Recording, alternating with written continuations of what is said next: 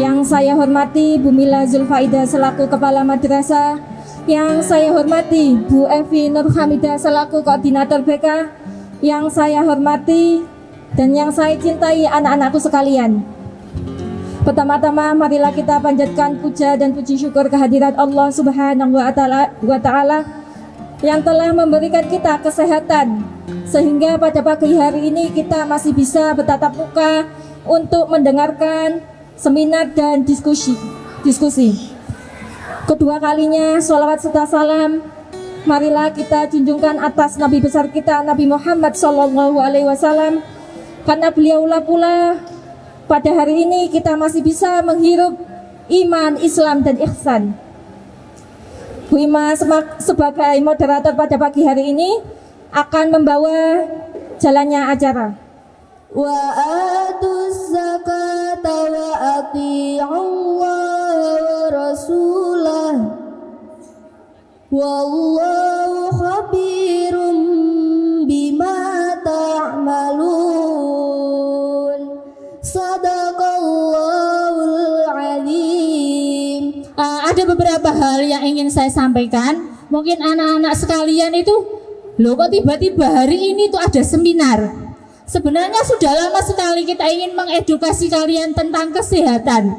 Apalagi kelas 8 ini ya, butuh sekali pendidikan tentang kesehatan, baik kesehatan fisik maupun kesehatan mentalnya.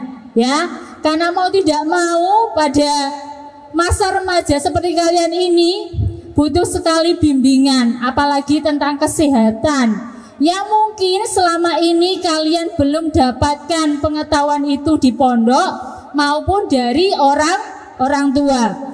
Nanti yang akan disampaikan itu banyak hal sekali ya, tentang kesehatan fisik kalian, bagaimana menjaga kesehatan fisik, bagaimana cara berperilaku, bagaimana cara berkomunikasi, berhubungan yang baik dengan lawan jenis supaya tidak terjadi hal-hal yang tidak diinginkan. Kemudian juga bagaimana cara kita menyikapi tentang kesehatan mental kita di era zaman sekarang ini. Tentu saja saya itu menghadirkan motivator atau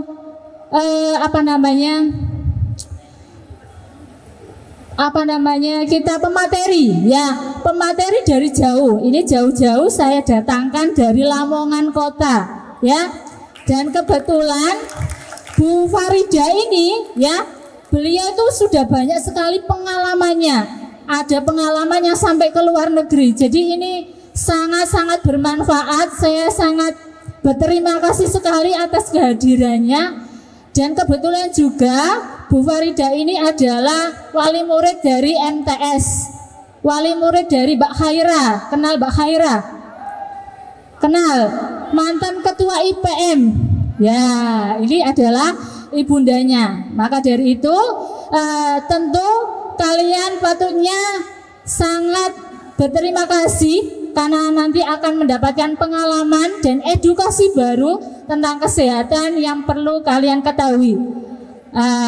Nanti ada waktu sharing-sharing juga. Nanti dipersilakan untuk anak-anak yang mungkin akan ada pertanyaan khusus mengenai tentang dirinya, kesehatannya.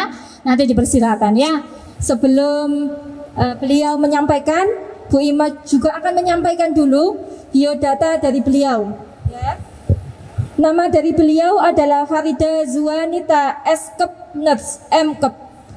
Prestasinya ada penerima beasiswa program Pasca Sarjana Kemenrisdikti 2011-2013, sertifikasi dosen profesional Dikti 2014, penerima hibah riset penelitian dosen pemula Dikti 2014, penerima hibah riset penelitian dosen pemula Dikti 2016, delegasi Indonesia pada Forum TFI 10 Asia Nurse Leader Forum di Singapura 2017, penerima hibah INET Richard Award 2017, delegasi Visiting Lecture Faculty of Kind University Thailand 2018. Riwayat pendidikan S1 program studi ilmu keperawatan lulusan tahun 2005. Program profesi nurse lulusan tahun 2006. S2 program studi magister keperawatan lulusan tahun 2013. Riwayat pekerjaan, beliau adalah seorang dosen di Universitas Muhammadiyah Lamongan atau UMLA, Kepala Kantor Urusan Internasional dan Kerjasama Universitas Muhammadiyah Lamongan 2019-2020, Internal Auditor Quality Management System Majelis Pendidikan Tinggi, Penelitian dan Pengembangan Pimpinan Pusat Muhammadiyah 2018-2020, Tim Penilaian Bebas Beban Kerja Dosen Stikes Muhammadiyah Lamongan 2015-2018, Internal Auditor Quality Management System Stikes Muhammadiyah Lamongan 2015-2016. Saat ini beliau juga menjabat sebagai Ketua Tim Keperawatan Lamongan tahun 2023-2027. Beliau juga Tim Keperawatan Koordinator Bidang Penelitian Pengabdian Masyarakat dan Publikasi 2017 sampai 2022. Beliau juga Training Jaringan RS Muhammadiyah Aisyah Jawa Timur tahun 2015 tahun 2020. Beliau juga sebagai Ketua Majelis Kesehatan tahun 2022 sampai 2027. Beliau juga sebagai relawan perawat 2022 sampai saat ini. Ya, luar biasa sekali ya biodata dari beliau. Beliau dapat hibah penelitiannya berkali-kali. Ya, lebih dari 2 kali. Kemudian juga beliau juga ada penelitian baik itu di Singapura, di Thailand. Jadi semoga dengan mengundang beliau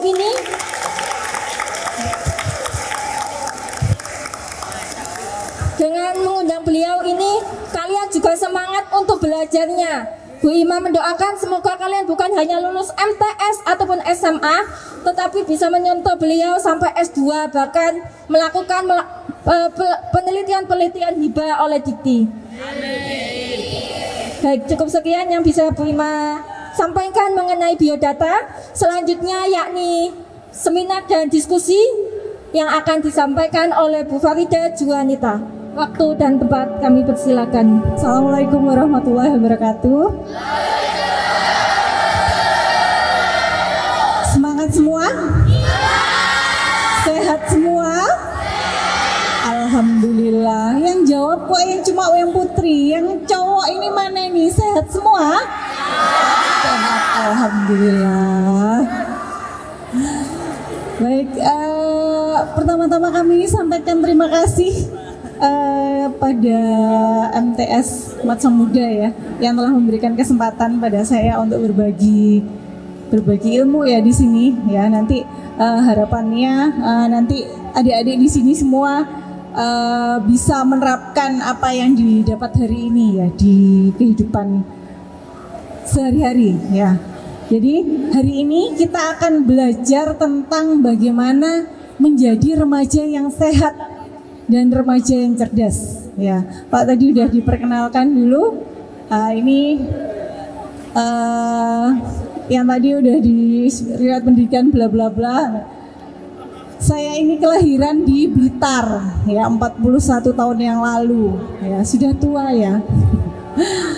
Jadi suami saya adalah Dr. Citra Adi Prasetya, sekarang dinas di Rumah Sakit Aisyah Bojonegoro. Dan saya adalah ibu dari 4 putra putri ya, putranya cuma 1. Yang tadi udah dikenalkan, yang pertama adalah Haira Anissa, mungkin ada yang kenal enggak? Enggak. Oke, next. Oke, kita masuk ya hari ini. Apa aja sih kita mau belajar apa sih hari ini ya?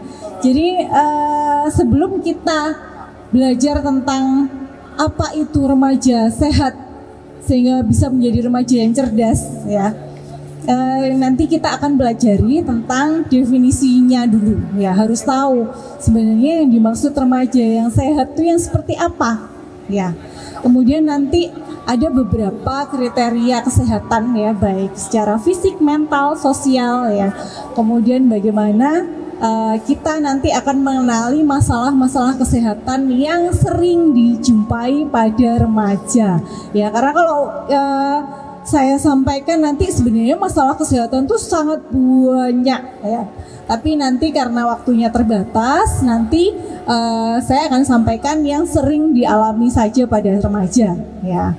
Jadi nanti misalnya di akhir sesi ada yang ditanyakan yang di luar materi yang disampaikan boleh ya.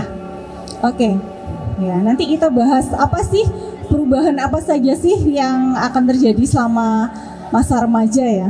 Sampai nanti tercapai maturasi seksual dari sistem reproduksi. Jadi nanti dari anak-anak menuju dewasa itu nggak ujuk-ujuk ya. Jadi nggak kayak kalau kata itu dari berudu tiba-tiba jadi kodok, kan dia harus jadi ini dulu ya, jadi dari telur, dari kecebong, kemudian nanti dari katak berekor. Sama manusia pun juga punya prosesnya. Saat proses perubahan bentuk fisik ya, fisik, kemudian nanti juga ada perubahan fisik psikologis juga. Itu disinilah masa remaja. Makanya kenapa masa remaja itu adalah masa yang galau. Sering galau nggak? Itu sangat normal ya, karena memang terjadi semua perubahan itu di sini. Nah, kapan tercapai maturasi seksual? Itu adalah saat nanti organ-organ reproduksi itu sudah siap untuk melanjutkan reproduksi. Artinya apa? Kalau Anda sudah dewasa nanti pengen nggak berkeluarga? Pengen punya anak, punya cucu. Ya, itu cita-citanya harus pengen gitu ya. Jangan, kalau sekarang kan banyak yang Gen Z itu sekarang ada yang child free ya. Jangan, child free itu nggak mau punya anak. Nah, padahal kita itu kan disunahkan untuk memperbanyak keturunan ya.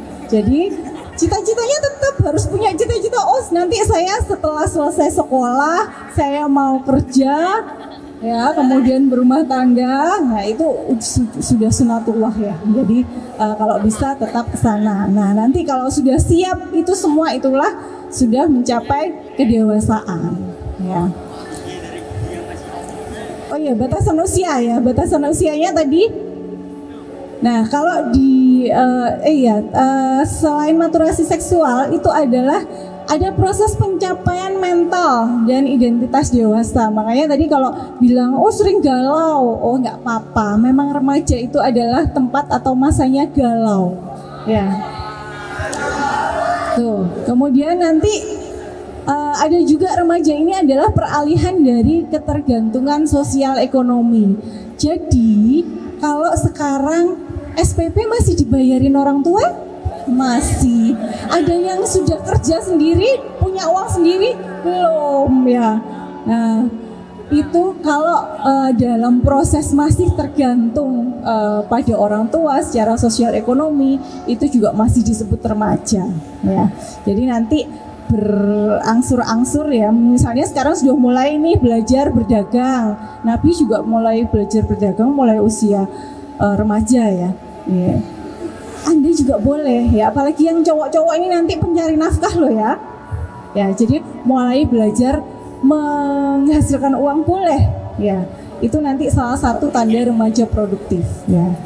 Nah, batasan usia remaja menurut World Health Organization itu adalah antara usia 10 sampai 19 tahun. Ya, jadi ini adalah masa-masa akhir SD ya. Sampai umur 19 ini adalah tadi yang terkait dengan adanya perubahan baik secara fisik, psikologis maupun kemandirian. Oke, next. Nah, kalau gitu apa sehat? Ya. Tadi remaja sudah. Kalau remaja sehat berarti apa? Remaja sehat. Tadi kan katanya sekarang bilang sekarang sehat semua? Sehat. Nah, ini definisinya kan keadaan yang sempurna baik fisik, jiwa maupun sosial. Ya. Jadi ada yang bisa menjelaskan nggak sehat secara fisik itu apa? Jadi kita ngomong sehat itu tidak hanya bebas dari penyakit, tidak hanya bebas dari cacat ya, tapi juga secara fisik, jiwa atau mental, dan secara sosial. Yang dimaksud sehat secara fisik ini adalah memiliki badan yang sehat dan bugar. Tadi kalau ngomong tidak penyakitan betul ya. Kemudian kalau sehat dan bugar itu tujuannya tidak hanya tidak sakit, tapi pada kondisi fisik yang prima ya. Misalnya kalau sekarang disuruh lari, kuat nggak Masihan? Ya kuat dong ya. Jadi kalau masih remaja itu energinya masih full ya, harusnya masih bisa sehat dan bugar ya. Nanti kita lihat tipsnya bagaimana menjaga kesehatan fisik. Nah, kalau sehat secara sosial ini adalah artinya mampu menjalin hubungan yang baik dengan orang lain ya. Artinya apa? Kalau misalnya nih di kelas ya, di kelas itu ya yang kompak ya. Ada nggak yang kalau nggak sehat secara sosial tuh misalnya dia mengisolasi diri ya, nggak mau bergabung atau berhubungan sama teman-teman ya. Ya itu tidak sehat secara sosial, karena kita sebenarnya kan kita makhluk sosial ya. Jadi kalau makhluk sosial itu harusnya bisa berhubungan dengan sesama teman ya. Kemudian sejiwa ya, tadi ngomong tenang ya, tenang dan bahagia ya. Jadi ini senang dan bahagia. Jadi ini indikator yang paling bagus untuk sehat mental. Kalau ngerasa stres terus, aduh kok ini, kok gini, nah itu terganggu jiwanya ya. Jadi yang paling bagus itu adalah kalau kita selalu merasa senang ya, selalu merasa senang, kemudian selalu bahagia ya. Kemudian mampu menyesuaikan diri dengan kehidupan sehari-hari ya, jadi tidak stres tadi ya. Orang yang stres itu adalah orang yang tidak bisa mengkondisikan apa kemauannya dengan apa yang terjadi, keadaan yang terjadi ya. Jadi kadang keinginannya terlalu tinggi ya. Saya pengen ini, ternyata nggak tercapai. Kemudian kecewa, kemudian depresi. Nah, itu tidak sehat secara mental ya. Kemudian dapat menerima kelebihan dan kekurangan diri sendiri dan temannya ya. Semua orang itu pasti punya kelebihan dan kekurangan sendiri-sendiri ya. Jadi kita sebagai manusia yang pertama harus bisa menerima kekurangan diri sendiri ya. Jadi nggak usah minder misalnya, saya kok kurus ya, atau kebalikannya, saya kok gendut ya. Itu nggak apa-apa ya. Jadi itu harus diterima sebagai kekurangan, tapi juga harus bisa menerima kekurangan orang lain. Jadi temennya jangan dibully. Ireng kamu, nggak boleh ya. Jadi itu salah satu tanda tidak sehat secara mental ya. Kalau sampai ada yang membuli temennya, iki cilik ireng lepes gitu ya misalnya, itu salah satu tanda yang membuli itu tidak sehat secara mental ya. Tuh. Kemudian bisa melakukan kegiatan yang bermanfaat. Alhamdulillah sekarang ini semua kira-kira memperhatikan nggak ya? Kalau memperhatikan berarti ini adalah salah satu thalabul ilmi ya. Jadi bagaimana kita meluangkan waktu untuk mencari ilmu, untuk melakukan kegiatan yang bermanfaat ya. Oke. Nah, sekarang kita masuk ke masalah kesehatan remaja dan solusinya ya. Ini kita akan bahas satu-satu yang paling banyak. Oke, next. Oke, pertama kali kita bahas secara kesehatan fisik dulu ya. Orang sakit, pernah sakit nggak? Pernah. Enak nggak sakit? Nggak enak. Lebih pilih mana, sehat apa sakit? Nah, ini ada beberapa masalah kesehatan ya yang terkait dengan gizi pada remaja. Ya, yang paling sering dijumpai ini adalah anemia. Ada yang tahu anemia itu apa? Kurang darah. Tanda-tandanya apa? Terus lemah, letih, 5L ya bisa di ini. Jadi 5L tuh lemah, letih, lesu, lunglai, lalai ya. Jadi pelupa ya. Jadi tanda-tanda anemia ya. Jadi anemia itu sebenarnya adalah kondisi kekurangan hemoglobin. Jadi kenapa kok bisa terjadi kekurangan hemoglobin? Karena pola makan yang salah ya, bisa terjadi karena kekurangan sumber yang untuk dijadikan bahan hemoglobin dalam produksi hemoglobin dalam tubuh, bisa juga karena adanya satu penyakit. Atau kalau yang cewek-cewek sudah pada haid semua, ada yang belum? Ada ya? Oh, nggak apa-apa. Ya, jadi nanti kalau pada cewek ya beda dengan cowok. Cewek itu nanti setiap bulan keluar darah ya. Karena keluar darah artinya ada darah yang keluar yang sehingga menyebabkan kondisi kekurangan darah itu ya. Jadi kalau bisa nanti setiap haid itu sambil minum suplemen zat besi ya, agar tidak terjadi anemia ya. Kadang kan kalau itu kan ngontruk ya. Nah, ada nggak yang gitu? Ngantuan, gampang lemes, lemah, letih, lesu ya. Coba dicek ini di bawah sini. Nah, matanya dilihat. Nah, matanya dilihat, coba kalau warnanya pink kemerahan itu bagus, berarti tidak anemis. Coba yang cowok juga bisa dilihat nih di bawah mata nih, cek temennya, dilihat temennya yang suruh lihat ya. Kalau merah itu bagus ya. Ada nggak yang putih pucat di bawah ini loh di bawahnya. Nah, kalau putih pucat itu kemungkinan kurang darah ya. Bisa diapakan? Bisa minum suplemen ya, minum suplemen penambah darah ya. Bisa di slide lagi.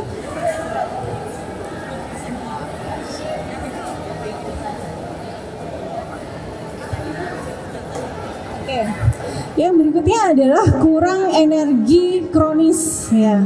Kurang energi kronis ini kalau pada balita itu pernah dengar stunting? Ya, pernah dengar stunting nggak? Halo, pernah dengar stunting? Apa stunting itu?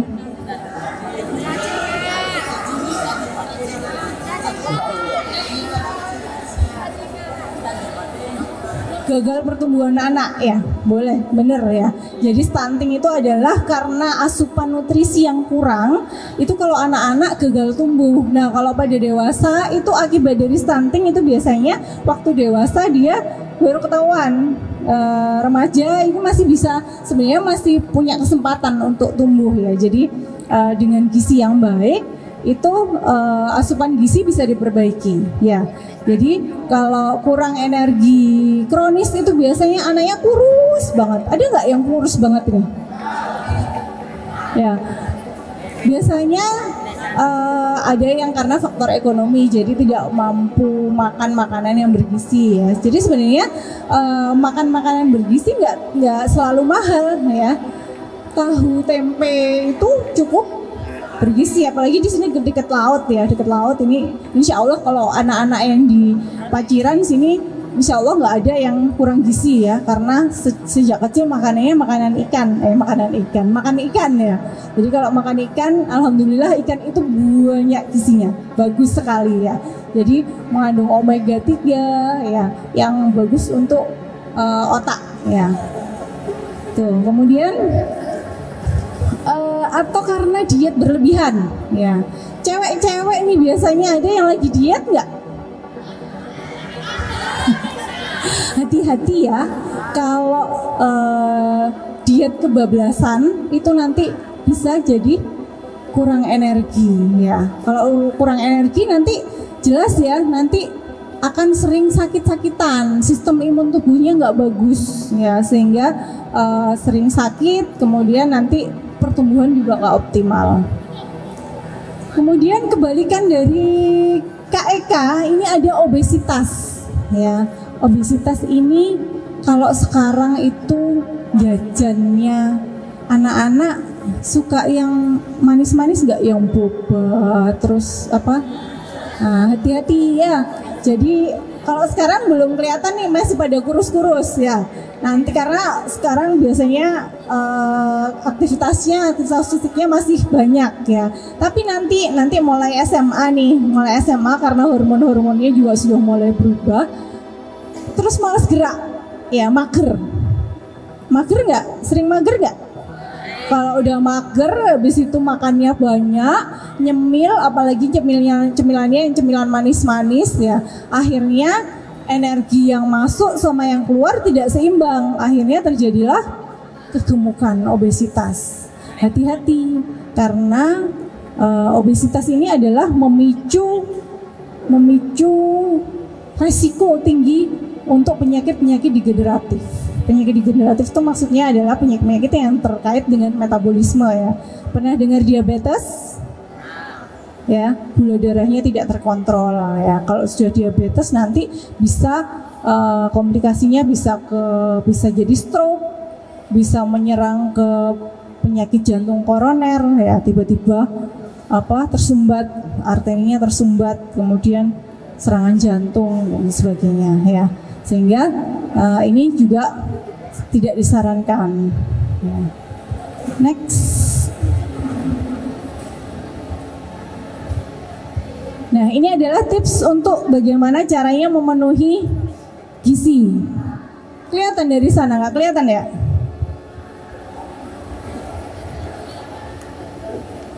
Kelihatan nggak dari sana tipsnya? Oke. Jadi yang pertama ini adalah mengkonsumsi makanan yang beragam. Jangan pilih-pilih. Ada nggak yang pilih-pilih makanan? Saya nggak suka sayur, nggak suka apa lagi? Nggak suka buah. Jangan ya. Padahal sayur sama buah itu kalau bisa dikonsumsi yang paling ya banyak konsumsi ya. Cemilan yang tadi manis-manis, coklat, kemudian minuman itu kalau bisa diganti sama cemilannya, nyemil sayur sama buah seger ya. Bisa nggak? Nanti bisa browsing terutama yang cewek-cewek nih ya, bisa browsing gimana sih caranya bikin salad ya. Jadi biar bisa dimakan dengan lebih nikmat ya. Tuh, kemudian biasakan makan sehari 3 kali. Kalau di pondok udah teratur ya.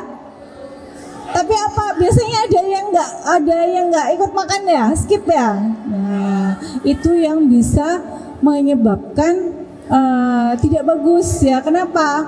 Kita kalau makannya teratur ya, sehari 3 kali, tidak ada waktu untuk nyemil ya. Jadi makanan-makanan yang harusnya tidak berguna itu bisa di skip karena sudah kenyang ya. Dan kemudian kalau tidak rutin sehari 3 kali, ada yang punya mah nggak? Ada. Sering kumat? Nah, satu-satunya cara untuk mencegah mahnya timbul itu adalah dengan pola makan yang teratur sehari 3 kali.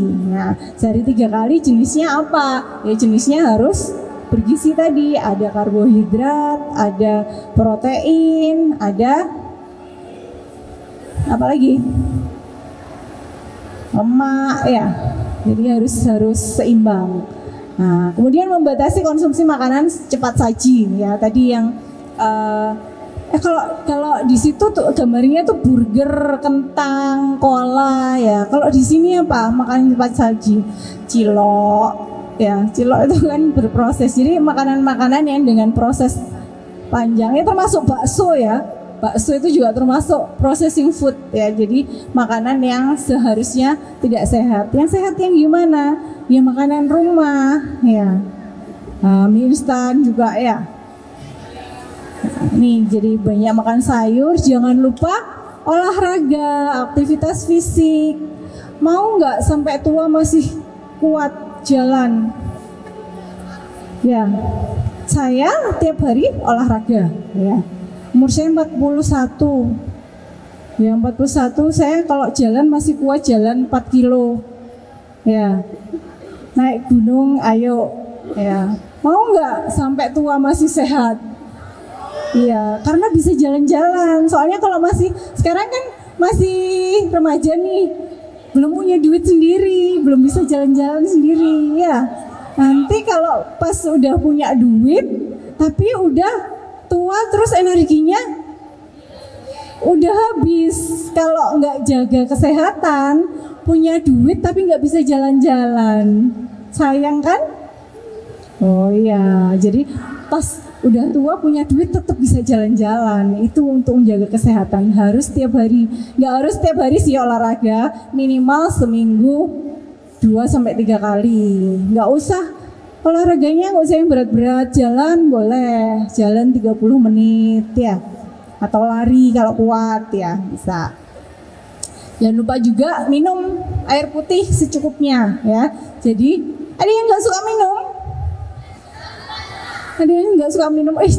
Hati-hati ya, karena di sini di wilayah Paciran itu banyak terjadi batu ginjal. Kenapa?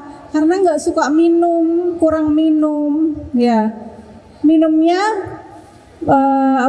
karena di sini banyak kapur juga ya, akhirnya mengendap. Jadi kalau nggak banyak minum itu, terutama yang laki-laki nih ya, jadi kejadian batu ginjal itu paling banyak itu di laki-laki ya. Jadi jangan lupa sehari minum, targetnya 1 botol besar ya, bisa 2 liter ya. Ya 2 liter tuh 1 hari ya. 1 hari bangun tidur minum 1 gelas ya. Nanti mau berangkat sekolah minum 1 gelas lagi. Istirahat minum 1 gelas lagi. Kemudian nanti habis sholat duhur minum 1 gelas lagi. Nggak kerasa ya, sehari bisa minimal 1,5 liter lah ya. Kalau kebanyakan minum kenapa? Nggak apa-apa. Kenapa? Nggak apa-apa. Boleh, nggak apa-apa ya. Esnya itu sebenarnya nggak apa-apa. Es apa? Es apa itu misalnya tadi pop ice ya. Nah hati-hati sama minuman-minuman manis yang ini ya, instan-instan itu ya. Karena mengandung pengawet, mengandung pewarna. Nah itu yang nanti mengendap ya. Jadi makanan-makanan seperti itu jangan dikira nggak apa-apa. Dia akan menjadi residu, numpuk sampahnya di ginjal kita. Yang kasihan nanti ginjal ya, karena harus menyaring. Kalau saringannya sudah jebol ya, nanti dia mengendap jadi batu ya. Kalau minum esnya, jadi kalau misalnya minum, saya bisa minum tapi harus dingin pakai air es, jadi air putih dingin boleh ya. Jadi yang dihindari adalah minum-minuman yang tadi kemasan itu ya. Kalau jus boleh ya, jus boleh kalau misalnya pengen berrasa ya. Kita masuk ke kesehatan reproduksi remaja ya. Loh, kenapa kok langsung gitu? Ya. Minum dingin terus gitu gak apa-apa, kayak misal ya mungkin airnya tuh air dingin terus gitu gak apa-apa. Itu bisa emang gak bikin menik ya. Jadi ada mitos nih ya, katanya kalau keseringan minum es, minum dingin itu jadi lemas badannya. Enggak ya, itu mitos ya.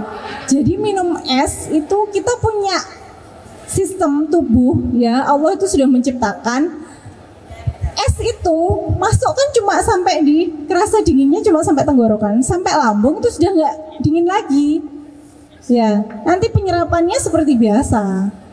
Nah makanya kalau saya sukanya minum, tapi minum harus yang dingin, nggak apa-apa, boleh, nggak apa-apa ya. Yang tidak boleh itu kalau es bla bla bla tadi ya, es boba, es marimas, pop ice bla bla bla ya, itu yang berbahaya. Es lain-lainnya itu bukan es batunya. Kalau es batunya itu kan, es batu itu kan dari air putih biasa ya, itu sama sampai di lambung kita itu sama ya. Bentar ya.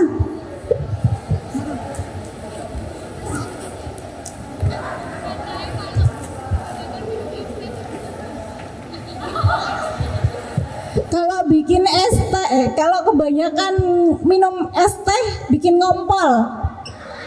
Fakta atau mitos? Fakta atau mitos? Fakta. Ngompolnya bukan ini ya, maksudnya bukan ngompol yang ini ya. Jadi gini, teh kemudian kopi itu mengandung kafein. Ya, kafein itu ada efeknya adalah salah satu efeknya adalah namanya diuretik. Efek diuretik itu menyebabkan sering keinginan untuk pipis itu lebih tinggi. Ya. Jadi bukan ngompol gini, tapi memang lebih mudah kebelet pipis ya, karena ada kandungan kafein. Ya, makanya kalau es teh ya itu tadi minum air putih biasa itu lebih bagus daripada es teh ya. Ada lagi? Ya.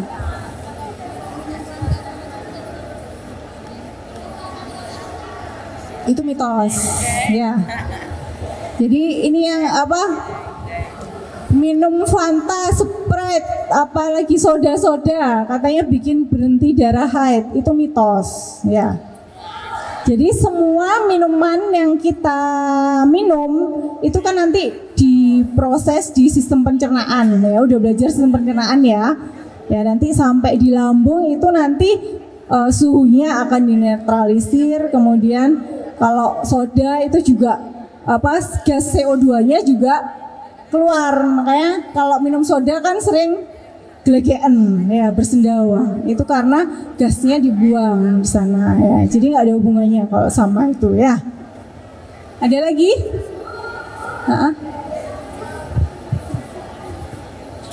Kalau haid boleh makan timun, boleh makan makan timun, makan nanas ya, boleh. Ya, jadi banyak mitos-mitos ya. Gimana? Minum es juga boleh. Iya, ya. Katanya kalau haid nggak boleh minum es, nggak ada yang melarang sayangku. Ya, itu semuanya mitos ya.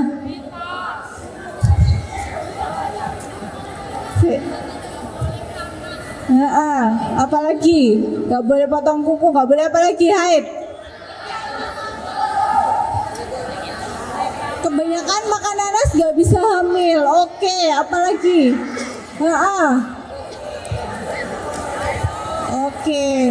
Oke. Ini belum masuk ke kesehatan reproduksi, udah pertanyaannya banyak yang cewek-cewek. Nanti yang cowok boleh loh juga nanya ya. Ya, satu. Kalau haid nggak boleh keramas, nggak boleh potong kuku, nggak boleh minum es, nggak boleh, apalagi nggak boleh makan timun, nggak boleh makan nanas, nggak boleh makan, nggak ada nak. Ya, boleh semua, itu semua mitos ya. Jadi nggak apa-apa, nanas itu memang ada kandungan yang dia membuat seri dan dia berlendir ya, itu yang disangkut pautkan sama tadi bikin nggak bisa hamil, nggak ada ya. Tapi hati-hati, memang ada orang yang terlalu sensitif ya. Kalau dimakan dalam jumlah normal, semua makanan itu tidak apa-apa ya. Pokoknya makannya nggak nanas 5 karung ya. Ya, jadi tadi nggak apa-apa semua. Justru waktu haid itu kita kan dalam keadaan kotor, hormon-hormon kita juga keringatnya keluarnya lebih lebih banyak. Kemudian justru kita harus menjaga kebersihan tubuh ya. Boleh keramas, kamu keramas waktu haid, keramas aduh kok gerah ya, 5 kali sehari juga boleh, nggak ada yang larang ya, nggak ada efeknya untuk kesehatan, tidak. Justru kalau kita mandi, kemudian keramas, potong kuku, itu adalah bagian dari usaha kita menjaga kebersihan diri. Karena saat haid itu kita dalam posisi kotor ya, justru disarankan untuk lebih menjaga kebersihan lagi ya. Jadi habis ini nggak ada alasan ya kalau haid nggak mandi, nggak keramas, nggak potong kuku ya. Kenapa kalau haid kok jerawatan, kan jadi jelek ya? Itu namanya perubahan hormon ya. Karena tadi hormon-hormon kita itu menyiapkan kan, kalau sistem reproduksi menyiapkan telur ya, itu kan hormonnya berubah ya. Hormon-hormon itu salah satunya juga tadi menimbulkan kelenjar-kelenjar minyak yang ada di kulit itu muncul tuh jerawat-jerawat. Gimana cara menanggulanginya? Ada beberapa kulit yang sensitif ya, gampang jerawatan tuh ada. Jerawat sepanjang masa saya juga sampai sekarang, kalau waktu mau mens juga tetap jerawatnya keluar semua ya. Jadi itu nggak bisa, ya udah itu salah satu takdir ya yang harus diterima. Gimana caranya? Ya dibersihkan ini aja ya, seperti biasa ya, termasuk emosi ya, itu sama karena hormonal ya, karena memang ada hormon yang bikin mood kita berubah, kemudian badan rasanya kok pegel semua ya. Ini harus tahu ya yang cowok-cowok juga ya. Jadi nanti kalau punya adik, punya kakak, punya ibu, kalau waktunya mens ya, kenapa kok ibu ini kok muring-muring aja ya? Tolong dimaklumi ya. Jangan malah mau tambah ditinggal ini ya, harus maklum. Jadi kalau bisa itu kalau ibunya lagi haid, oh kok kelihatan ibu itu capek ya, dipijitin ibunya ya. Soalnya cewek haid itu rasanya, coba tanyain cewek, sakit nggak? Sakit ya. Kan kalau yang cowok-cowok nggak ngerasain ya. Jadi ibunya nanti atau kakaknya yang haid, kok lagi ini kayaknya sakit ya, dipijitin terus dimaklumi. Kalau tadi gampang emosi, jangan malah kalau punya adik cewek terus saya terus nanti malah digodain, terus nanti kok nesuan gitu digodain, jangan ya. Karena secara emosional hormon-hormon yang waktu haid itu nanti dia tadi merubah mental ya, moodnya jadi jelek, kemudian tadi badannya kerasa sakit semua ya. Bayangin ya, pernah jatuh sampai berdarah ada? Pernah semua kan? Sakit nggak berdarah?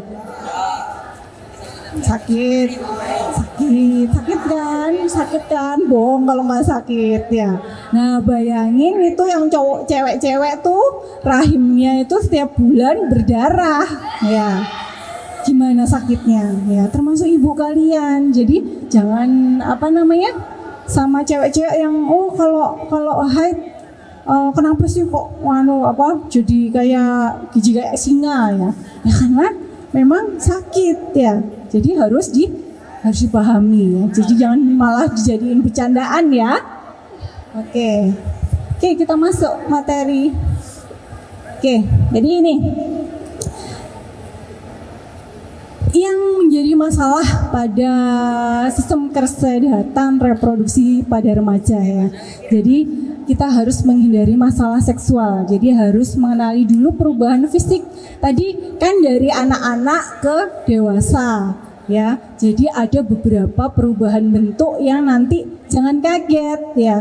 Misalnya kalau cewek tadi mulai haid ya, nanti sudah mulai haid, nanti kan payudaranya mulai membesar, pinggulnya mulai bentuk ya. Jadi kalau yang dulu lurus, cewek sama cowok sama nih ya, sama-sama lurusnya kayak papan penggilesan ya. Nah, yang cewek mulai berbentuk, pinggulnya mulai besar. Ini adalah untuk mempersiapkan reproduksi ya. Nanti kan melahirkan, makanya pinggulnya dibuat besar sama Allah biar nanti kalau ada bayi yang keluar itu bisa cukup jalannya ya. Kalau yang cowok ada perubahan apa? Nah, kalau tandanya kalau akil balik apa kalau cowok? Mimpi basah ya. Sudah pada mimpi basah? Ya, jadi nanti kalau sudah balik, sudah mimpi basah, berarti nanti mulai ada perubahan fisik sekunder ya. Jadi kalau pada laki-laki suaranya mulai besar ya. Pertamanya sebelum besar itu biasanya cempreng dulu, sembret gitu ya. Krek gitu, terus baru nanti ngebas ya. Tuh, kemudian ada yang mulai tumbuh kumis tipis-tipis, ada ya. Nanti ini jakunnya mulai kelihatan. Terus nanti mungkin ada yang tumbuh bulu dadanya. Itu ada termasuk perubahan-perubahan fisik yang harus dipahami. Jadi jangan takut ya. Jangan takut kalau ada perubahan-perubahan fisik ya. Nih, tanda-tanda seks sekunder ya. Perubahan suara, kemudian alat kelaminnya juga tambah besar ya. Masa bayi segitu kalau semuanya tambah dewasa ya, termasuk organnya juga akan berubah ukuran ya, sama yang cewek juga gitu ya, termasuk tumbuhnya rambut-rambut yang sebelumnya tidak ada ya, jadi dikelek ya, dikelek di kemaluan itu nanti akan tumbuh rambut-rambut ya. Tuh, kalau sudah muncul berarti Anda sudah menuju dewasa ya. Jadi kalau sudah keluar semua, nanti tuh harus dikenali dulu ya. Nah, karena ada perubahan-perubahan fisik ini, kita harus menjaga organ-organ reproduksi. Jangan sampai tadi kotor ya, tidak dijaga kebersihannya. Kemudian jangan sampai melakukan perilaku-perilaku yang menyimpang. Ya. Next. Oke, ini adalah salah satu cara, beberapa cara menjaga kesehatan organ reproduksi ya. Yang pertama, CD, celana dalam, biasanya ganti sehari berapa kali? Atau malah 2 hari sekali? Ya, yang benar itu CD itu harusnya minimal ganti sehari 2 kali. Ya. Jangan set A set B ya. Tahu set A set B? Habis dia pakai yang dalam, terus dibalik dipakai yang bagian luar ya, sama aja itu namanya nggak ganti ya. Itu kalau zaman dulu itu ada kaset itu dibalik ya, dibalik set A set B. Nah, jadi minimal sehari ganti 2 kali, kan kalau mandi 2 kali kan, pagi sama sore. Nah ya, waktu mandi itu sambil ganti daleman ya. Kenapa kok gitu? Ya seharian ya, setengah hari itu cukup banyak keringat, kuman-kuman yang berkumpul di celana dalam. Apalagi kalau yang cewek lagi keputihan misalnya ya, itu harus diganti ya, jadi biar gak lembab. Kemudian gunakan pakaian dalam yang tidak terlalu ketat dan dapat menyerap keringat. Jadi jangan yang muapret, apalagi yang cowok ya. Jangan pakai celana dalam yang ketat. Kalau kekecilan segera ganti. Karena kenapa? Skrotum Anda itu nggak bisa terlalu kepanasan. Ya. Apa? Nggak apa-apa. Asal longgar boleh. Ya. Nggak apa-apa boleh. Tapi nanti resikonya ya terpaparnya, anginnya gampang masuk dong ya. Tapi kalau sarungan semua ya nggak apa-apa sih, nggak apa-apa ya. Jadi pokoknya yang nggak boleh itu yang pakai celana dalam yang ketat, karena skrotum itu nggak boleh terlalu panas. Kalau skrotumnya itu nanti kepanasan, itu nanti mengganggu proses spermatogenesis dan proses fungsi dari organ reproduksi ya. Jadi jangan suka-suka misalnya kekecilan langsung ganti ya. Mending pakai yang longgar ya, pakai sarung itu boleh.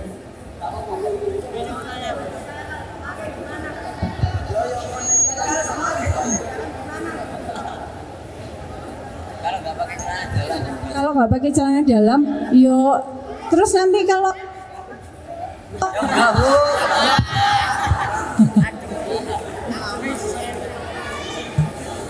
ya, jadi jaga ya, menjaga.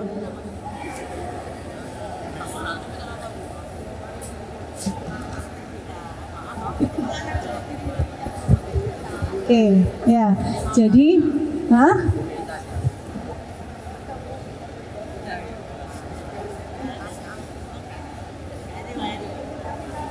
Oke. Kemudian kalau laki-laki itu harus disunat. Sudah sunat semua kan ya? Masa ada yang belum sunat? Kalau Islam insya Allah sudah sunat semua. Jadi kalau di agama lain itu ada memang tidak dianjurkan untuk sunat ya. Jadi itu banyak menjadikan masalah karena tempat berkumpulnya kotoran-kotoran itu adalah di ujungnya itu. Oh iya, tadi ada yang tanya skrotum itu apa ya? Skrotum itu buah zakarmu tuh loh yang ya belum belajar apa? Ini sistem reproduksi belum ya? Sudah. Oke, kemudian yang perempuan ada pernah yang dengar khitan perempuan nggak? Nggak.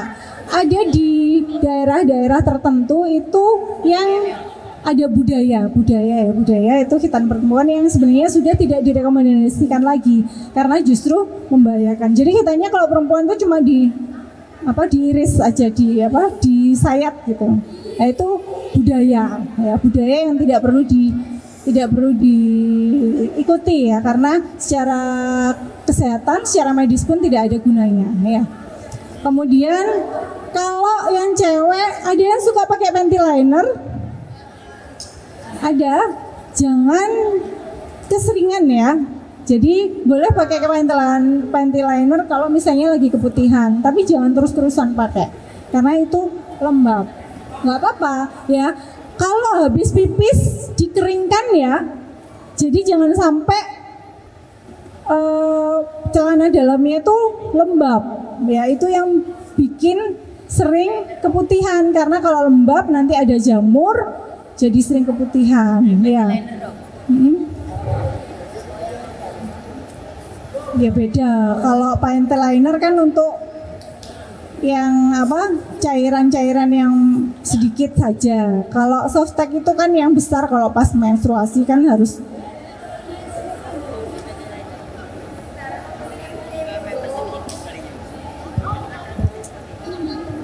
cup, menstrual cup ya. Menstrual cup tidak dianjurkan karena menstrual cup itu mangkok. Kalau kamu mens, jadi kamu nggak pakai tampon, itu kayak mangkok dimasukkan ke dalam vagina. Nah itu kelemahannya, dia memasukkannya susah. Terus tadi memang lebih sulit ya. Ya memang jadi diambil. Ya lebih baik pakai tampon. Oke, berlanjut karena kita bahas sistem reproduksi ya. Jadi sudah tahu kan fungsinya organ reproduksi untuk apa? Untuk apa? Ya untuk bereproduksi ya. Jadi untuk bereproduksi. Kapan manusia boleh bereproduksi? 17 tahun. Sudah nikah ya. Jadi kenapa? Keputihan itu keluarnya cairan. Gak apa-apa. Sebentar ya. Kalau ada yang tanya dari cowok tanya tentang kewanitaan, jangan disorakin karena mereka juga harus tahu ya. Kalau mereka nggak tahu, misalnya dengar terus nanti akhirnya malah mereka bully ya. Kalau sama-sama tahu nggak apa-apa ya. Kalau ada yang pengen tahu keputihan itu jadi ada keluar cairan dari alat kelaminnya perempuan ya. Keluar cairan yang sifatnya dia patologis itu sifatnya penyakit ya. Jadi merupakan penyakit, sebabnya bisa karena bakteri, bisa karena jamur ya. Jadi keputihan kalau parah itu bisa gatal, bisa panas ya. Jadi karena itu salah satu sebabnya adalah tidak menjaga kebersihan dari organ reproduksi ya. Jadi kalau ini lagi misalnya kakaknya misalnya sering aku lagi keputihan, nanti dibilangin harus jaga tadi ya, cara menjaga kebersihan ya. Ya. Oke, bagus. Nih berani tanya nih, saya kasih ini nih. Saya kasih hadiah nih. Oke. Ya. Oke, kita masuk ke pergaulan bebas ya. Jadi pergaulan bebas nih. Apa itu seks bebas? Ada yang pernah dengar seks Apa itu seks? Apa itu?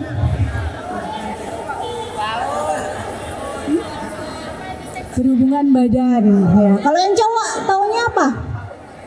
Apa itu seks? Berhubungan seks apa? Berhubungan badan ya. Jadi di sini saya punya, siapa yang mau permen karet? C. 1, 2, 3. Sini dulu, maju. Maju. Gak apa-apa, maju tak kasih.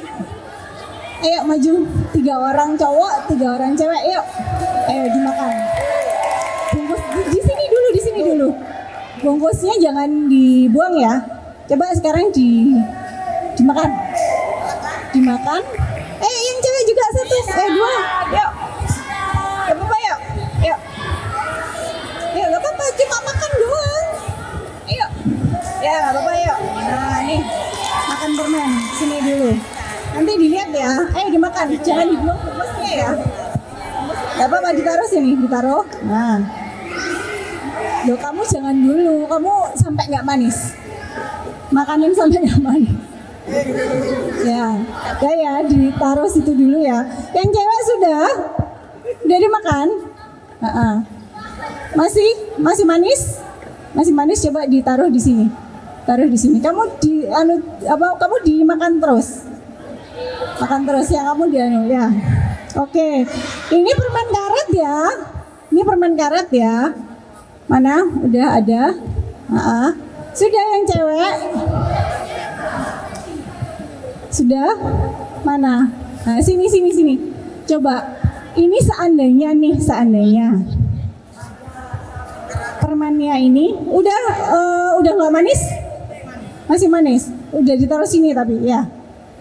Kamu juga sudah? Oke.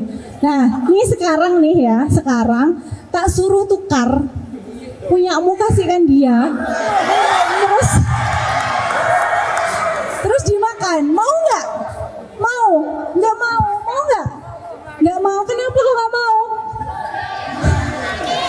Jijik nggak?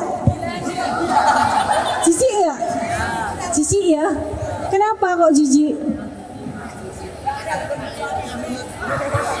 Bekas ilernya dia. Mau? Nggak mau. Nah, itu cuma makan permen karet. Ya, makan permen karet doang, itu cuma ilernya aja. Nah, kalau berhubungan seks, berhubungan badan, itu nggak cuma ilernya yang kamu tuker ya keringat, ya cairan yang ada di seluruh tubuh. Makanya judulnya kan berhubungan badan. Badan itu apa ya? Dari ilernya tukeran, terus keringatnya tukeran, terus cairan yang dari organ kemaluan juga tukeran. Ya. Makanya sebenarnya berhubungan seks itu adalah suatu yang menjijikkan kalau dilakukan dengan pasangan yang tidak halal ya. Jadi jangan sampai jangan mau ya. Oh, kamu disuruh tukeran permen karet aja nggak mau ya. Jijik nggak? Jijik ya. Nah, jadi jangan sampai ya, karena didorong oleh hasrat ya. Ini kalau sekarang jadi pertamanya itu pacaran. Ada yang udah pacaran belum? Nah, jadi pertamanya cuma surat-suratan, habis itu ketemuan, pegang-pegangan ya. Makanya kalau di dalam Quran kan, wala taqrabuz zina, jangan mendekati zina, karena kalau sudah dekat itu nanti pasti akan ke sana arahnya. Jadi nggak usah dia pacaran ya. Kalau pacaran itu nanti ya kalau bisa ngerem ya, jadi mending nggak usah ya, karena naluri manusia itu kesana nanti. Pertamanya pegang-pegangan doang, pegang-pegangan tangan doang, lama-lama yang lain-lain, cium-ciuman dan sebagainya. Alhamdulillah kalau sekarang ini semua yang di pondok soleh-solehah, alim semua ya. Nggak usah pacaran ya, nggak usah pacaran dulu ya, nggak usah pacaran dulu. Oke. Next. Oke. Jadi yang perlu Anda ketahui bahwa ada banyak di luar sana ya. Insya Allah kalau di sini jangan ya. Kalau di pondok kan cewek sendiri, cowok sendiri ya. Di luar sana jangan kaget kalau misalnya nanti pas pulang ke rumah dibilangin, ini loh si Anu tetangganya baru lulus SMP tiba-tiba nikah karena MBA ya, married by accident, karena hamil di luar nikah. Kenapa? Karena di luar sana banyak yang pertama biasanya tidak atau kurang perhatian orang tua. Nah, insya Allah kalau anak-anak yang di sini semuanya kan karena orang tuanya sayang, makanya dipondokkan biar terjaga ya. Terus salah bergaul ya. Jadi kita harus pinter-pinter nih milih teman, jangan sampai salah milih teman. Kalau temennya nanti yang suka ngajak-ngajak yang ke pergaulan bebas ya jangan, mending di-cut dulu. Saya lebih baik tidak berteman ya, tidak berteman dengan orang yang nggak benar ya. Kemudian tontonan yang tidak mendidik ini terutama yang cowok nih ya. Pernah dengar bokep? Nah, ada yang pernah nonton sudahan? Nah, hati-hati, nanti kita bahas di belakang ya untuk ini ya, tontonan. Nah, kenapa jangan sampai Anda melakukan sex before marriage atau berhubungan badan sebelum menikah ya? Satu, cita-citamu gagal. Kamu tadi kan pengennya, saya tak sekolah setinggi-tingginya, kerja, dapat uang banyak, baru menikah, punya keluarga dan sebagainya. Nah, kalau kamu sebelum itu kemudian kamu melakukan seks bebas, kemudian tiba-tiba hamil, nah putus sekolah akhirnya, ya nggak bisa kerja, nggak bisa ini, cita-citanya kan udah hilang semua, ya mau gitu? Enggak, jangan sampai ya. Nah, jadi kalau sampai, apalagi sampai tadi terjadi kehamilan tidak diinginkan. Kemudian juga ada penyakit menular seksual, kalaupun tidak sampai hamil ya. Orang yang biasa bergonta-ganti pasangan untuk melakukan seks bebas ya. Tadi istilahnya kalau permen karet itu habis dari sini ditukar ke sana, tilae diambil lagi, diganti, dimakan sana, nah. Bayangkan kalau satu permen karet itu tadi dimakan dia 1, 2, 3. Nah itu kira-kira kalau ada kuman-kuman dari setiap orang panennya berapa banyak ya. Makanya kalau seks bebas itu banyak penyakit menular seksual yang bisa timbul ya. Itu nanti banyak, Anda bisa belajar sendiri, nanti ada sifilis, gonore ya. Alat kelaminnya infeksi ya, keluar nanah ya. Bisa sampai, saya dulu waktu di rumah sakit pernah merawat kanker penis ya. Itu penisnya sampai kayak kembang kol besar segini. Nah, itu salah satu karena tadi ya perilaku yang tidak benar ya. Kemudian mengecewakan orang tua iya, dijauhin temen iya. Dan yang paling berat itu adalah dosa ya. Salah satu dosa besar ya berzina ya. Next. Oke, jadi kalau bisa stop pergaulan bebas ya. Jadi pergaulan bebas tidak hanya tadi berhubungan seks saja ya. Jadi nanti ini pergaulan bebas ini nanti terkait juga nanti dengan narkotika dan penggunaan obat-obat terlarang ya, zat-zat adiktif ya. Nah, nanti ini pergaulan bebas itu nanti sepaket nanti sama tontonan dan sebagainya ya. Dan ini adalah menjadi pemicu utama pernikahan dini. Pernikahan dini kalau misalnya kamu habis lulus SMP disuruh nikah, mau nggak? Nggak mau, mau nggak? Habis lulus SMP suruh nikah, mau nggak? Nggak mau. Berat ya. Nikah itu kan harus cari duit sendiri ya. Nah, jadi nanti kalau punya anak-anaknya ya nggak bisa dicukupi gizinya yang baik karena belum punya pengetahuan. Oh, saya belum belajar gimana cara jadi orang tua yang baik. Saya belum belajar gimana caranya memenuhi gizi anak-anak. Belum belajar caranya bagaimana mengelola emosi secara benar ya. Jadi masih banyak yang harus dipersiapkan untuk menikah. Jadi kalau sekarang harus SMP kemudian nikah, itu bekalnya masih terlalu sedikit ya. Tuh. Oke, next. Nah, nih yang tadi ya. Kalau terutama nih cowok-cowok nih, sebenarnya yang cewek juga sama ya, sama, tapi yang biasanya terpancing untuk melihat bokep itu adalah cowok-cowok nih. Ya, jadi hati-hati. Sekali lihat bokep itu ada bagian otak di frontal cortex ini namanya, ini rusak. Rusaknya adalah setara dengan kalau kamu tabrakan mobil kepalanya kebentur.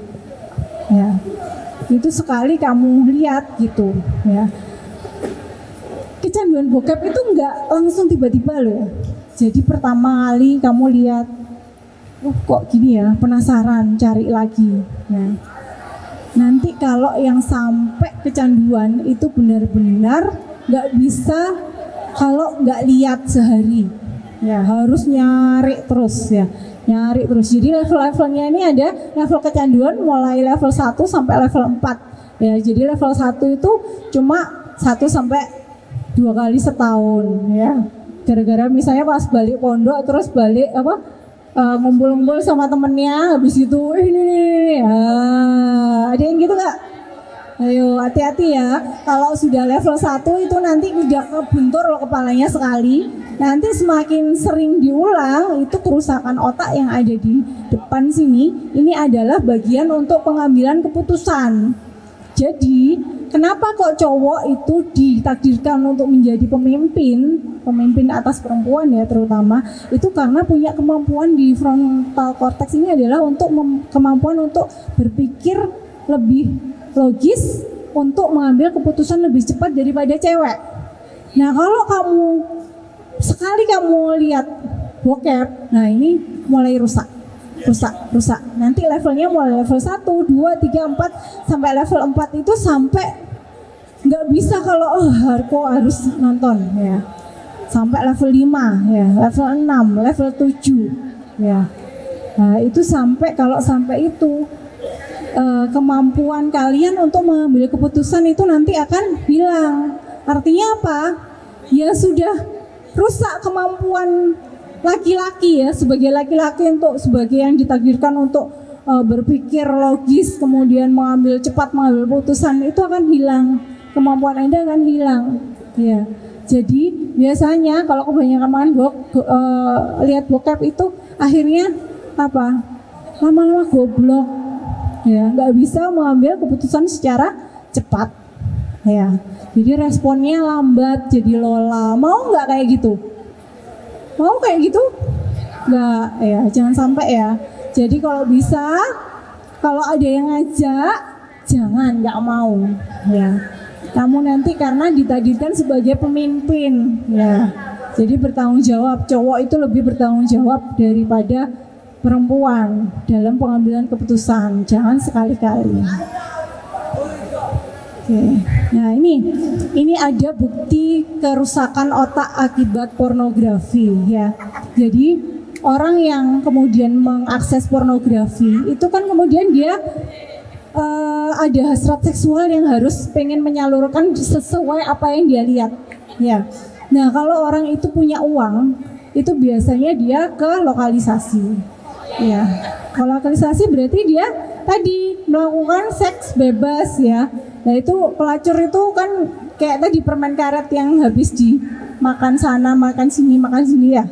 Nah penyakit jelas ya. Nah kemudian kalau pelakunya itu tidak punya uang, dia akan menjadi pemerkosa. Ya, ini sudah ada kasus pemerkosaan terjadi di 33 provinsi se-Indonesia. Jadi hampir tiap provinsi itu ada kasus pemerkosaan. Kenapa? Karena nggak bisa bayar pelacur di lokalisasi. Jadi cari yang gratis. Caranya gimana? Ya memperkosa orang ya. Kemudian kalau pelakunya anak-anak, jadi kalau misalnya masih anak-anak ya, anak-anak ini mereka melakukan dengan teman.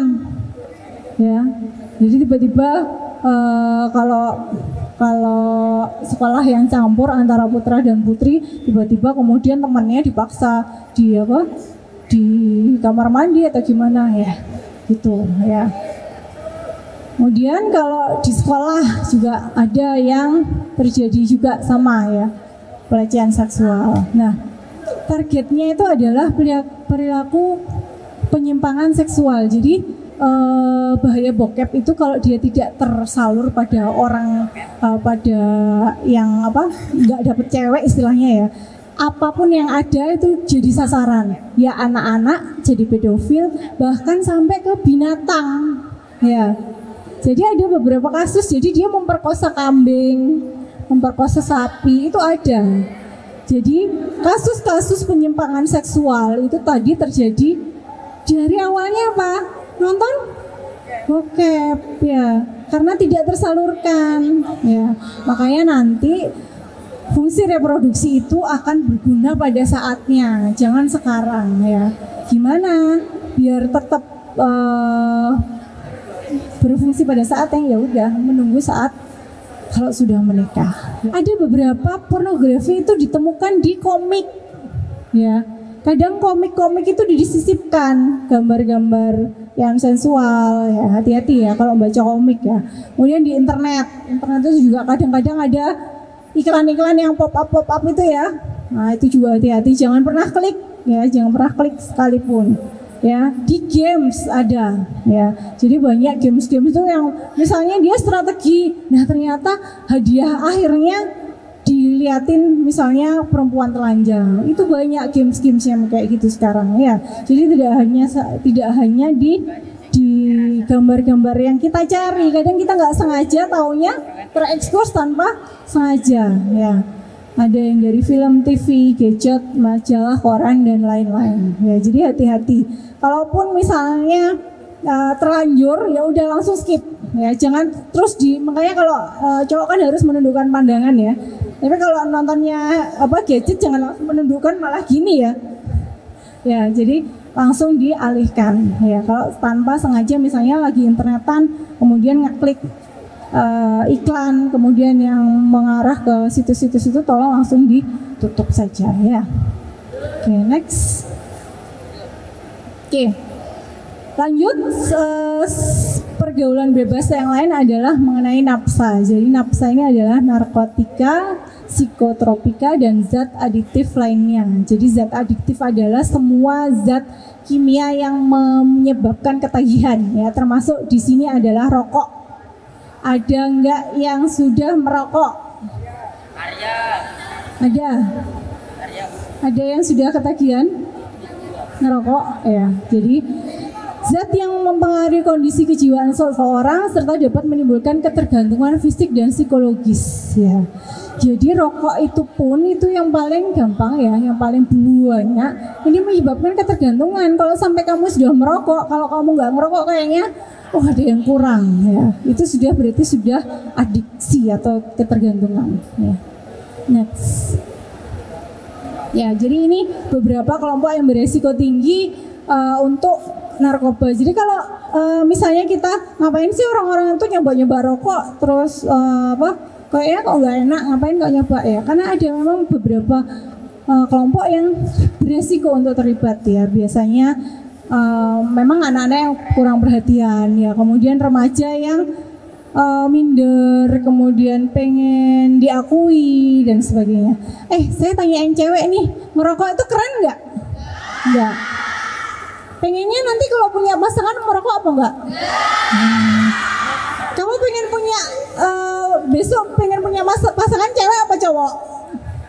Cewek kan? Nah itu yang cewek-cewek bilang semua kalau merokok itu tidak keren ya. Jadi nggak usah coba-coba merokok ya. Next. Oke. Jadi selain tadi kita bahas zat adiktif dan narkoba ya. Kalau narkoba memang terlalu, mungkin kalau kita di sini kayaknya ngapain ya narkoba gitu ya. Tapi harus tetap tahu bahwa narkoba itu kadang-kadang kitanya nggak tahu ya. Diajak temen, terus kemudian kadang dikasih narkoba, kitanya nggak tahu, tiba-tiba apa ya kok pengen lagi. Nah itu hati-hati ya.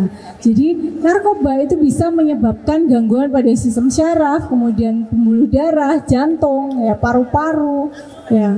Kemudian pokoknya merusak seluruh tubuh ya. Jadi hati-hati, bisa bikin depresi juga ya, atau kalau overdosis bisa sampai terjadi kematian. Nah, nanti kita bahas ini. Oke, next. Nah, nih yang perlu diingat, rokok ini adalah pintu gerbang penyalahgunaan nafsa. Jadi pertama kalinya kenal rokok.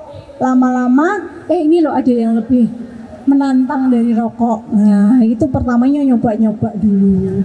Nah, akhirnya nanti ke narkoba yang lain. Hati-hati ya, makanya kalau sudah ke rokok. Next.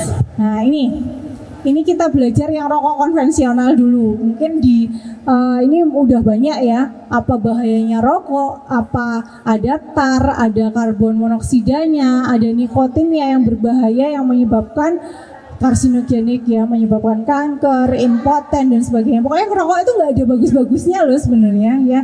Jadi hati-hati termakan kampanye ini juga. Biasanya iklan-iklan tuh kan dianggap kalau cowok nggak ngerokok itu nggak keren, nggak maskulin ya. Padahal rokok itu lebih banyak mudaratnya daripada manfaatnya ya. Nah ini kan kalau rokok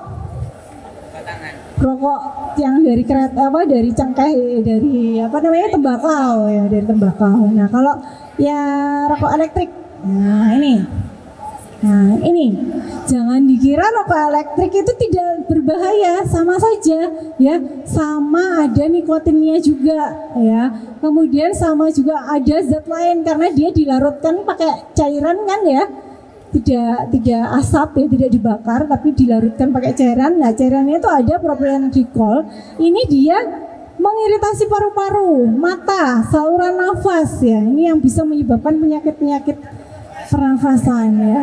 Terus ada juga prisadiacetyl, ini adalah juga menyebabkan penyakit paru. Jadi sama saja, sama berbahayanya. Bukan berarti kalau rokok vape itu, yang rokok elektronik itu tidak lebih berbahaya, sama saja ya. Lebih enak minum es daripada ngerokok ya. Terus lagi rokok itu mahal ya. Berapa rokok? Ada yang tahu harganya rokok? Rokok biasa berapa? Nah itu kalau 20.000 kalau dibuat makan bakso kenyang nggak? Belum kenyang. Tapi kan lumayan, pilih mana rokok sama bakso ya. Nah jadi hati-hati ya. Nih. Ini kalau sampai pelajar sudah merokok ya, prestasinya pasti turun. Karena kenapa? Paru-parunya mulai terganggu. Mungkin kalau sekarang nggak kerasa, awal-awal ngerokok cuma fleknya. Jadi flek itu kan lama-lama numpuk. Makin lama makin paru-parunya makin jebol nanti ya. Nanti kalau udah lama paru-parunya bisa rusak ya. Kemudian lebih sulit sembuh saat sakit karena sistem imun juga akan dilemahkan. Paru-paru itu punya barier pertama atau lapisan pelindung pertama itu di mukosa saluran nafas. Kalau kita merokok itu bariernya itu tertutup oleh lapisan nikotin sehingga kuman-kuman gampang nempel ya. Jadi itu yang menyebabkan rokok itu tidak bagus untuk sistem imun. Kecanduan ya, jadi kecanduan. Nah kalau udah kecanduan itu nanti secara emosi juga lebih gampang marah, kemudian insomnia, kemudian ya lebih sensitif secara mental ya. Kemudian terlihat lebih tua daripada usianya ya. Coba nanti dibandingkan perokok sama tidak perokok, mukanya pasti akan lebih tua yang merokok. Kenapa? Karena dia dia merusak makanan-makanan yang kita sebut antioksidan itu sama rokok dirusak ya. Kemudian jerawat, masalah kulit, plak gigi dan lain-lain banyak ya. Nah ini caranya menghindari. melakukan hal-hal positif ya. Jadi jangan kalau ada yang ngajak ngerokok, nggak usah ngerokok, ayo sepedaan aja gitu boleh. Atau daripada ngerokok sekali-kali main games nggak apa-apa ya. Gitu. Kemudian yakin kalau rokok itu bukan satu-satunya yang dianggap keren ya. Jadi nggak usah khawatir ya. Jadi hindari kumpul-kumpul sama teman yang ngerokok. Nanti banyak katutnya, apalagi remaja ya. Ya, jadi pasti pertama kali ngerokok itu pasti, kalau enggak mungkin bapaknya. Ada yang bapaknya ngerokok. Ya, jadi biasanya memang kalau bapaknya ngerokok itu memang anaknya biasanya ikut-ikutan ya. Tapi kalau yang sadar ya, tahu bapaknya ngerokok, wah nggak sehat, jangan merokok ya. Oke, sampai sini dulu ada yang ditanyakan? Ini waktunya lanjut ya. Lanjut kesehatan mental. Ada dulu yang ditanyakan sampai sini? Lanjut ya. Oke. Oke, sekarang kita di sesi terakhir ya, di kesehatan mental remaja. Ya. Tadi sehat mental dia apa? Sehat mental dia apa? Lo kok sudah ngantuk? Halo? Halo? Masih semangat enggak? Masih sehat? Oke. Pernah dengar generasi strawberry? Generasi strawberry pernah dengar nggak? Nggak. Kalau Gen Z, tahu apa Gen Z? Kita. Oke, kalian tuh katanya kan Gen Z, ya. Apa Gen Z itu?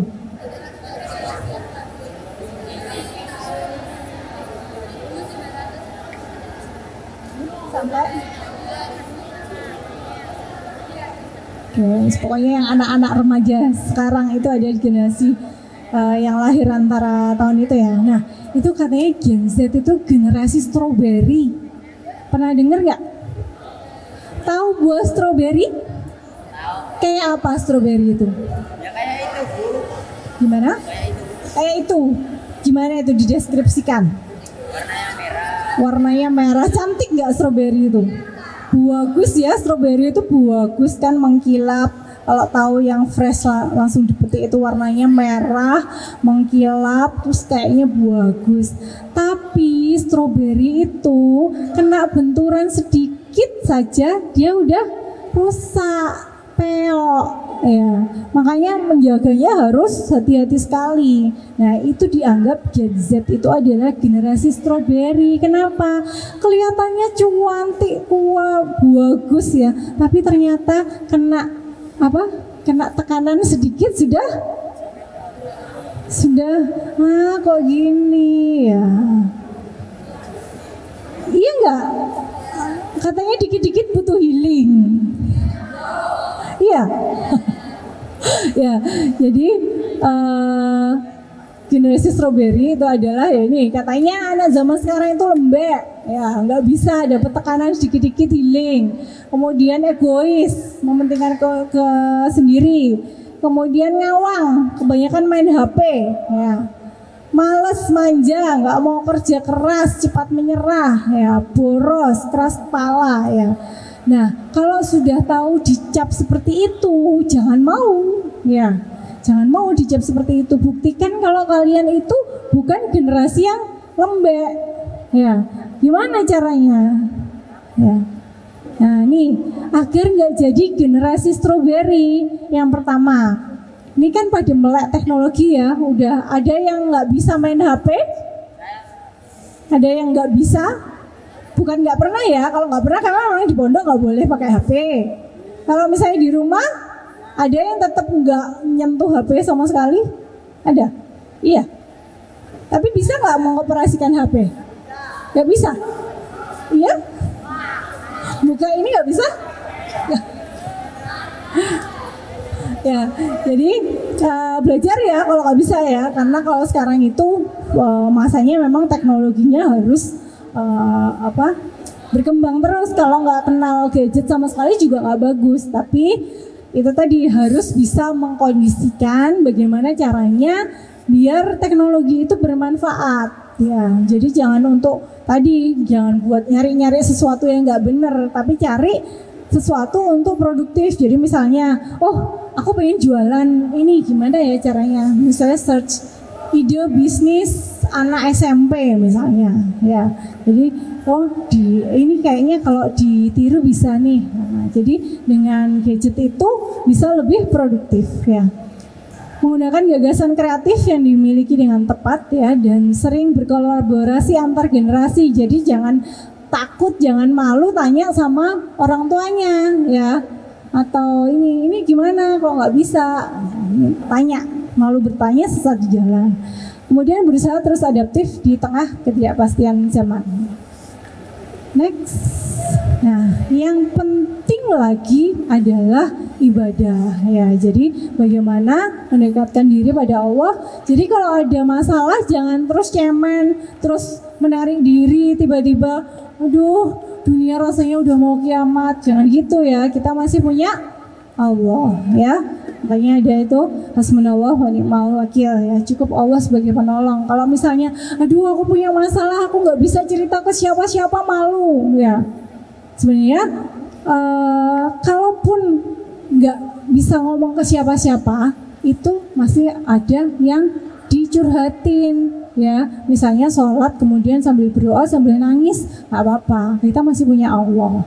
Tapi lebih baik minimal punya sahabat. Ada yang punya nggak punya sahabat ya. Tadi salah satu tanda sehat secara sosial itu adalah bisa berinteraksi dengan orang. Paling enggak kita itu punya sahabat, itu adalah orang kepercayaan kita. Kalau kita punya masalah bisa diajak ngobrol, jadi nggak dipendem sendiri ya. Karena kalau dipendem sendiri itu secara mental tidak sehat ya. Kita itu adalah makhluk sosial yang memang harus berbagi ya, sering suka berbagi ya. Jadi kalau ada apa-apa ya, termasuk kalau ada masalah curhat aja. Jadi kalau punya kalau yang jadi teman juga gitu, kalau ada yang curhat jangan di-cut. Enggak, aku enggak, didengerin aja ya. Menjadi pendengar itu sudah cukup ya. Oke, jadi bagaimana menjadi remaja sehat, remaja cerdas ya? Diawali dengan pola hidup sehat tadi, gizinya harus baik, aktivitas fisiknya juga cukup ya, jangan mager ya. Kemudian istirahatnya juga cukup, tidur maksimal jam 10 ya. Ada yang suka begadang nggak? Karena nanti kalau sering begadang itu nanti hormon-hormon dalam tubuh juga akan terganggu, sehingga menyebabkan tubuh tidak sehat, tidak bugar ya. Jadi harus aktivitasnya dijaga, istirahat juga cukup ya. Kemudian nanti kalau sudah pola hidupnya sehat, nanti tumbuh kembangnya juga bisa optimal ya, bisa percaya diri ya, karena saya sehat ya, saya sehat baik fisik, mental, sosial ya. Kemudian bisa fokus berkarya dan produktif. Nah, kemudian nanti secara jiwa dan sosial juga menjadi sehat, sehingga emosinya stabil, bisa berpikir positif dan bisa menjadi remaja yang bahagia. Bahagia semua nggak kira-kira hari ini? Tuh kalau lemas, bahagia tidak? Sudah kantong ya? Oke, mungkin itu aja. Saya lihat tidak banyak yang ngantuk ini, makanya materinya udah habis ya. Oke, kalau ada yang mau ditanyakan, monggo silahkan. Di luar materi ini juga boleh. Saya kembalikan ke moderator. Mungkin ada yang ditanyakan anak-anak sekalian? Ya baik, mungkin yang di belakang tadi ada yang ditanyakan, yang angkat tangan? Oh enggak. Yang perempuan, pojok dekat kipas angin, ya? Apa? Mau nanya apa? Langsung jawab ya. Jadi kanker itu adalah salah satu penyakit yang memang sampai saat ini penyebabnya itu tidak pasti jelas karena apa. Tapi ada beberapa faktor yang bisa memicu terjadinya kanker. Yang pertama, makanan-makanan yang sifatnya karsinogenik. Pernah dengar? Apa aja?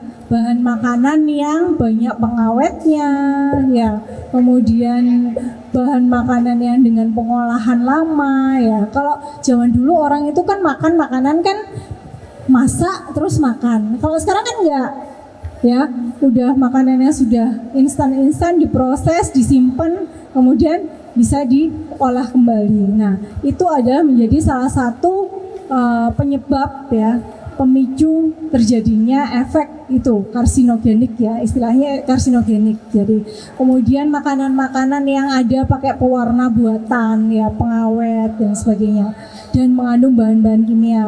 Jadi sebaik mungkin kita makan makanan yang segar, ya, sehat. Makanya kenapa harus diperbanyak buah dan sayur itu adalah biar nggak banyak-banyak makan makanan yang olahan tadi, ya. Itu salah satunya. Kemudian ada lingkungan juga. Jadi ada lingkungan, beberapa lingkungan yang memang tingkat pencemaran polusinya itu tinggi, itu juga bisa menjadi pemicu sel-sel kanker berkembang. Kemudian ada lagi faktor keturunan. Jadi memang ada beberapa gen, ya, gen yang itu kanker itu, misalnya kalau ada, oh iya mbahku itu kena kanker, nah nanti gennya itu biasanya menurun, jadi lebih rentan atau lebih beresiko untuk terkena kanker juga, ya. Jadi faktor pastinya apa, penyebabnya apa, nggak ada, ya. Jadi nggak kayak penyakit infeksi. Jadi kalau infeksi, oh ini penyakit ini kumannya ini kan pasti. Tapi kalau kanker itu tidak ada, hampir tidak ada penyebab yang pasti karena dia multifaktor, dari pengaruh lingkungan, dari pengaruh makanan, dari pengaruh gen sendiri juga ada, ya. Itu. Nah, bagus sekali, ya. Kalau sudah terlanjur gimana, ya? Ya itu tadi kan harus tobat dulu, tapi tobatnya harus tobatan nasuha, ya. Jadi tobatnya ya minta ampun pertama. Kemudian tadi pilih teman, ya. Jangan sampai, biasanya nonton bokep itu kan gara-gara temennya, ya, ikut-ikut temennya kan. Nah, jangan sampai bergaul lagi sama teman yang ngajak itu, ya.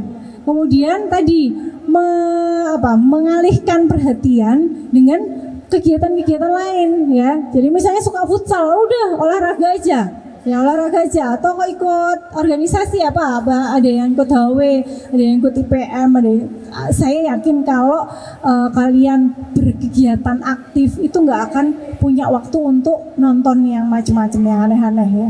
Jadi biasanya karena orang yang nonton itu kan karena nganggur, ya, nganggur ngapain ya ini, ya, terus nggak punya kegiatan, akhirnya itu terjerumus, ya. Makanya pilih-pilih temen, ya. Gimana kalau pepatah kan ada, kalau berteman dengan tukang ikan ya jadi amis, kalau berteman dengan tukang parfum jadinya wangi, ya. Cari teman-teman yang wangi aja, ya. Jadi hadir di kajian-kajian, kemudian nanti kalau misalnya di balik pondok di rumah ada kegiatan Karang Taruna, ya. Tapi dilihat dulu ya, kadang ada desa-desa yang Karang Tarunanya malah sukanya mabuk, ya. Jangan yang gitu, ya. Jadi intinya mengalihkan perhatian supaya nggak sempat mikir ke sana lagi, ya. Ya, tobat itu tetap, ya, tiap sholat, ya, mohon ampun, istighfar, ya. Jadi berdoa sama Allah yang menciptakan otak kita, Allah yang bisa mengembalikan, ya. Jadi kalau sudah kadung pernah, menyetopnya gimana? Ya harus mengalihkan aktivitas ke yang lain, ya. Ya. Oke. Sekolah itu kurikulumnya standar. Masalah kamu ada yang suka, ada yang nggak suka, itu boleh. Dan nanti waktu kerja itu pun kan kamu akan melakukan sesuatu yang sesuai dengan passion, ya, sesuai dengan passion, ya. Jadi nggak masalah misalnya, aduh aku nggak suka matematika, aku matematika jelek, ya sudah. Ingat ya,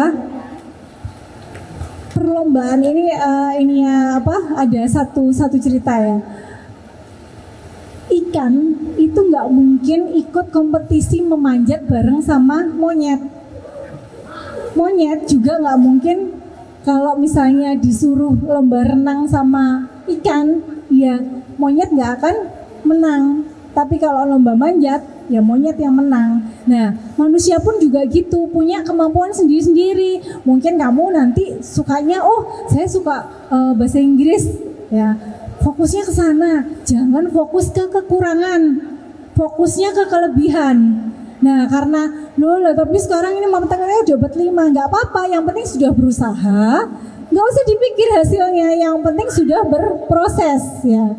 Jadi jangan fokus pada kekurangan. Saya matematika jelek, jangan terus kemudian depresi gara-gara matematika nggak bisa, padahal bahasa Inggris dapat 100 misalnya. Ya udah, nanti kalau ada yang misalnya temennya julid, iya nah ini loh nilainya yang ini bagus tapi yang ini nggak usah dipedulikan ya, karena semua juga harus menerima kekurangan dan kelebihannya masing-masing ya. Sama temennya juga gitu, jangan sampai membuli, wah anak itu nggak bisa matematika tapi dia pintar bahasa Inggris ya. Jadi fokus di kelebihan, jangan sampai kita memikirkan sesuatu yang kita nggak mampu ya. Dijalani saja sesuai dengan standar yang sudah berlaku ya. Jadi ya wes pokoknya asal lulus ya, nggak usah dipikir kok matematikanya susah terus sampai jadi depresi, nggak usah, karena memang nggak semua orang bisa matematika ya. Saya juga dulu nilai fisika saya juga 5 ya, tapi kok kesehatan kan fisika nggak banyak dipelajari ya. Jadi nggak usah khawatir, nanti semua orang akan menemukan jalannya masing-masing. Semua orang punya kelebihannya sendiri-sendiri ya. Nggak usah khawatir ya. Oke. Proses pembuatan sperma itu mulai dia ini kan dia butuh energi, butuh makanan untuk membentuk sperma. Nah, kalau dikeluarkan terus-menerus itu sebenarnya yang dikeluarkan tidak ada spermanya, kosong. Nah, hanya ada cairan semen saja ya. Jadi kualitas sperma akan buruk. Kalau terlalu sering dikeluarkan itu nanti juga nggak bagus. Makanya kalau sebelum menikah sebenarnya satu-satunya pengeluaran sperma itu adalah melalui mimpi basah ya. Jadi tidak usah kamu buat, itu nanti akan keluar sendiri kalau waktunya keluar. Ya, lewat mimpi basah itu adalah sudah proses fisiologis ya, proses yang sudah terjadi secara alami, nggak usah kamu bikin keluar. Itu nanti kalau sudah waktunya keluar ya keluarnya lewat mimpi basah itu ya, sudah ada yang ngatur ya. Nanti kalau sudah menikah, nah itu beda lagi ya, beda lagi. Kalau terlalu sering dikeluarkan misalnya, itu memang kualitas spermanya tidak akan optimal ya, karena tadi akan menjadi encer ya. Jadi itu tadi, kalau masih belum menikah nggak usah mikir kenapa kok dia harus dikeluarin tiap hari ya. Oke? Ya, nanti kalau waktunya keluar sendiri ya.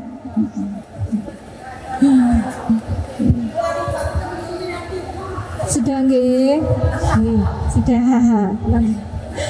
Baik, tambahannya kalau tadi mengenai secara kesehatannya, kalau ibadahnya ketika kalian menonton video porno, dengarkan ya yang laki-laki terutama, ketika kalian menonton video porno maka 40 hari ibadah kalian tidak diterima. Ya, makanya jangan macam-macam. Ketika kalian sudah nonton video porno itu bukan hanya ibadahnya nggak diterima, pikiran kalian juga rusak semuanya ya. Tadi ada levelnya juga. Baik. Sudah nggih?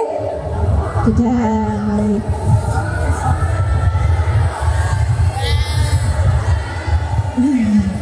Kasih aplaus dulu untuk Bu Farida.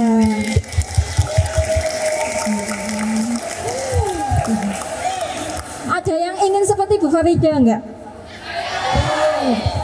Ya. Beliau tadi sudah memaparkan ya, di lain beliau juga seorang ibu dari keempat putra-putrinya, beliau juga dosen, beliau juga punya suami dokter spesialis tulang. Jadi kalau kalian yang perempuan yang saat ini tidak cantik, nggak usah khawatir, kalian akan cantik pada masanya. Begitu pula yang laki-laki, ketika kalian saat ini jelek, hitam, dekil, nggak usah khawatir, ketika kalian nanti dewasa kalian akan ganteng pada masanya. Ya.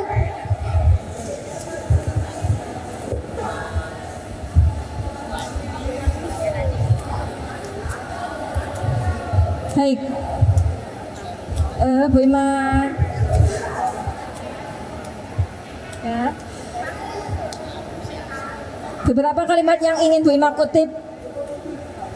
Jangan percaya dengan kalimat manis seorang laki-laki. Jangan percaya pula dengan kecantikan perempuan yang hanya semata.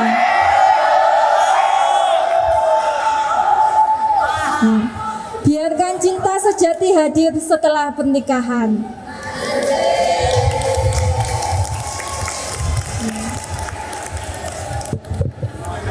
Cukup sekian yang bisa kami sampaikan. Kurang lebihnya Bu Ima mohon maaf. Billahi taufiq wal hidayah, waridha wal inayah. Assalamualaikum warahmatullahi wabarakatuh.